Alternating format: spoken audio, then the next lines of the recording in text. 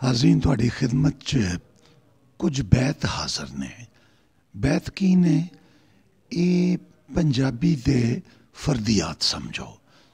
चुनाचे पहला बैत सुनो कि अखां मीट के नीवी पा के बैठे हाँ, कदे ते जुड़िया हत्थां वालों वेखेगा।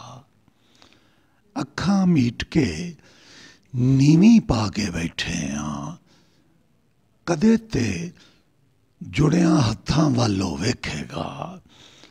और दूजा बैत जी के गल्लां जद भी मास ते लाली मंगी है। गल्लां जद भी मास ते लाली मंगी है। चंडा मारन वालियां रीझां ला छड़ियां। गल्लां जद भी मास ते लाली मंगी है। चंडा मारन वालियां रीझां ला छड़ियां। और बैत है जी के रूड़ी उत्तों टुक्कर चुक के नसते नूं। रूड़ी उत्तों रोटी चुक के नसदे नूं। हुण दुनिया दी कोई ताकत नहीं फड़ सकती। रूड़ी उत्तों टुक्कर चुक के नसदे नूं। हुण दुनिया दी कोई ताकत नहीं फड़ सकती। और कुल हयाती तकनी दा ए हासिल है। कुल हयाती तकनी दा ए हासिल है। जिन्नू तकना सी ओ मंजर बनदा ही नहीं। कुल हयाती तकनी दा ए हासिल है।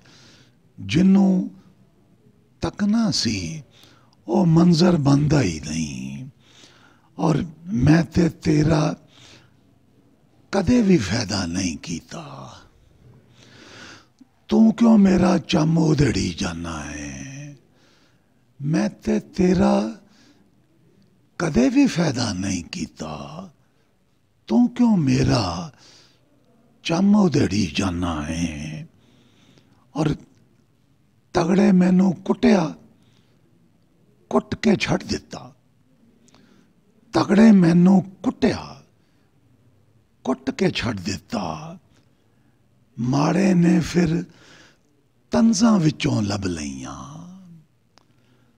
तगड़े मैनू कुटिया कुट के छड़ दिता। माड़े ने फिर तंजां विचों लब लईयां।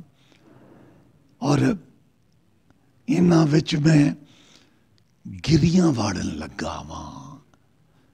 अखरोटां दे खोलड़ ने बेकार पे।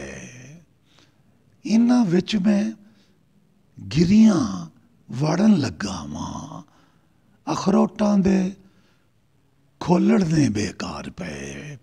और अज दी नशस्त लई आखिरी बैत जी कि बिस्ती होण दे डर तो चुप सां मैं अब्बास।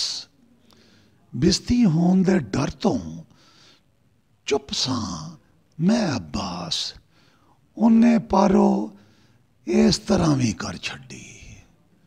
बिस्ती होण दे डर तो चुप सां मैं अब्बास। उन्ने पारो इस तरह भी कर छड्डी। हम कलाम उदे चैनल दे शुरू करने वाले वसीम अब्बास, फरहाद तुराबी ते तुहाडा सामाईन दा बहुत बहुत शुक्रिया।